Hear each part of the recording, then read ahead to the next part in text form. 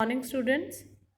Students, today we will study from Footprints Without Feet book, chapter 9, that is Bholi by K.A. Abbas.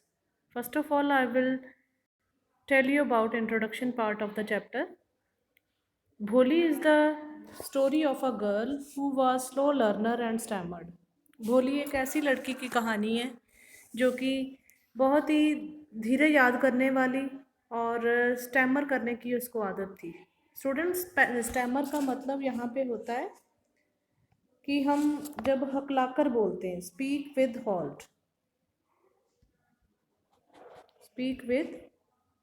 Halts, हकलाकर बोलना। और उस भोली जो लड़की थी, ये उसका नेम कैसे पड़ा हम ये भी पढ़ेंगे। एक्चुअल में उसका नेम सुलेखा था। Her name was Sulekha, but people called her भोली। लोग उसको भोली कहकर बुलाते थे।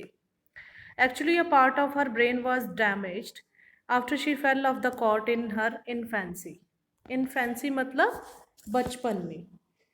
जब वो छोटी थी, बचपन में 10 महीने की थी वो, जब वो चारपाई से नीचे, कॉट से नीचे गिर गई थी और उसके सर पे चोट आई थी, जिसकी वजह से उसका ब्रेन का कुछ हिस्सा कह सकते हैं कि डैमेज हो गया था। ऐसा स्टोरी में कहा जाता है। Fate continue to chase her. किस्मत भी उसका लगातार पीछा कर रही थी। As she lost her beauty to smallpox. उसके बाद उसको स्मॉल पॉक्स हो जाता है। स्मॉल पॉक्स एक तरह से डिसीज़ है जिसके साथ जब वो निकलते हैं तो बाद में दाने निकलते हैं बॉडी के ऊपर। उसके बाद वो अपना निशान छोड़ जाते हैं। ब्यूटी जो होती है, किसी भी पर्सन को अगर वो होता है तो ख़त्म हो जाती है ब्यूटी एक बार तो ऑलमोस्ट। धीरे धीरे फिर वो उसके निशान रह जाते हैं स्मॉल पॉक्स के। तो वो पहले तो जब 10 महीने की थी वो चारपाई से गिर गई। उसके शायद ब्रेन में कुछ ऐसा हो गया था कि उसको प्रॉब्लम आ गई। तो किस्मत ने भी उसके साथ ऐसा ही किया, फिर उसको स्मॉल पॉक्स हो गया। Consequently she was look down upon by his parents. अब उसके पेरेंट्स भी उसको इतना नहीं चाहते थे, her brothers and sisters, but her fortune smiled with the opening of a primary school for girls in her village. लेकिन उसकी किस्मत ने उसका अच्छा साथ दिया। गांव में ही एक प्राइमरी स्कूल खुल गया था, वहाँ पे उसको पढ़ने के लिए भेजा गया। Her kind teacher gave her confidence and made her speak without stammer. उसकी जो टीचर थी, उसने इतना अच्छा रोल अदा किया, एक मेंटर साबित हुई टीचर उसकी। उसको कॉन्फिडेंस उसका वापस लेके आई और उसको स्टैमर के साथ, जो कि हकलाकर बोलने की आदत थी, उसको भी दूर किया। उसको बोलना सिखाया अच्छी तरह से। The girl proved her battle when she refused to marry Bishambar Nath, who demanded 5,000 rupees and cash from her father-in-law. वो लड़की अपने आप में एक मेटल साबित हुई जब उसने बिशंबर नाम का एक बड़ी उम्र के आदमी के नाम के साथ शादी करने से मना कर दिया।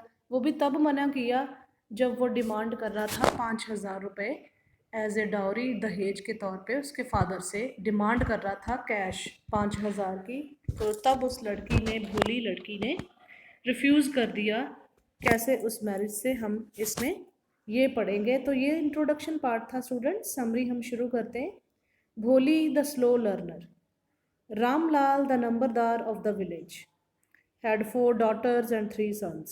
रामलाल अपने ही विलेज में एक नंबरदार था, आदमी था वो। बड़ी अच्छी वेल टू डू फैमिली थी उसकी। उसके पास 4 लड़कियां और 3 उसके बेटे थे।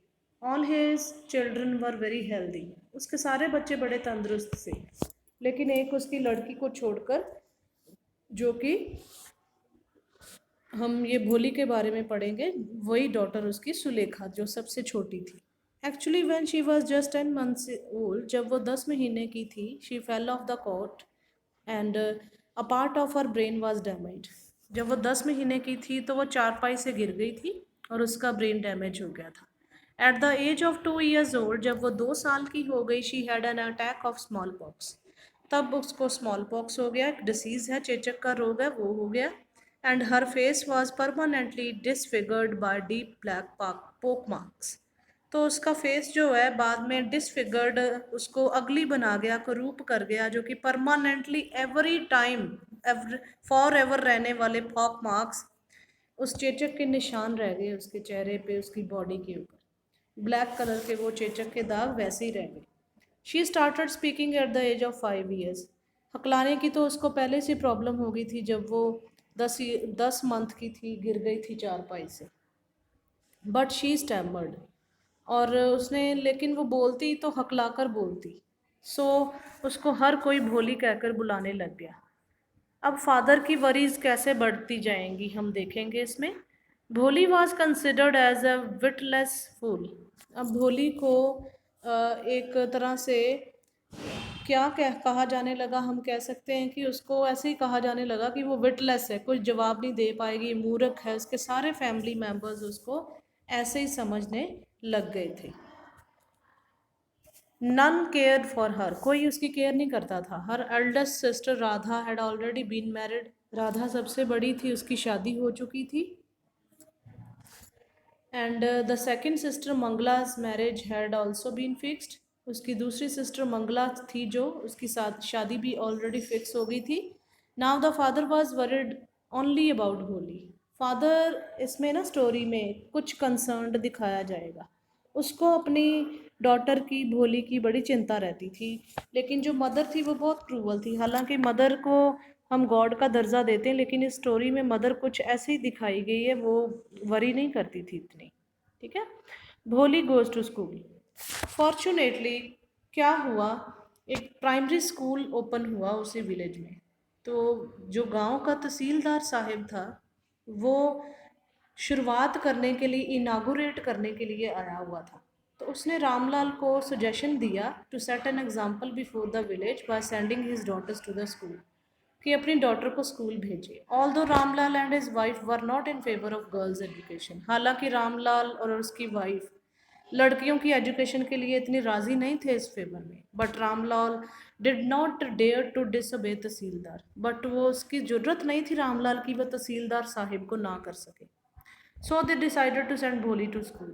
तो उन्होंने डिसाइडेड किया भोली को स्कूल भेजने के लिए। भोली did not know anything about school. भोली को बेचारी को कुछ नहीं पता था स्कूल के बारे में, कभी गई नहीं थी वो। शी वॉज फ्राइटेंड, बहुत डरी हुई थी वो। So she refuse to go anywhere, उसने कहीं भी जाने से मना कर दिया। Her parents gave her some decent clothes. अब ना उसकी जो सिस्टर है, उसी के कपड़े जो श्रिंक हो चुके थे, या उसके पास ऑन कपड़े, जो पहने हुए कपड़े थे, उसको दिए जाएंगे। वो तो उसके लिए बड़ी बहुत बड़ी बात होती है, उसको मिलते हैं कपड़े। It was for the first time Bholi was getting the opportunity to wear new clothes. ये पहला टाइम था जब वो नए कपड़े पहन रही थी। शी वॉज क्वाइट हैप्पी, बहुत खुश थी। शी वॉज इवन बाथ, उसको नहलाया गया, उसके ड्राई और मैटेड हेयर को ऑयलिंग की गई, बाल बनाए गए अच्छे से।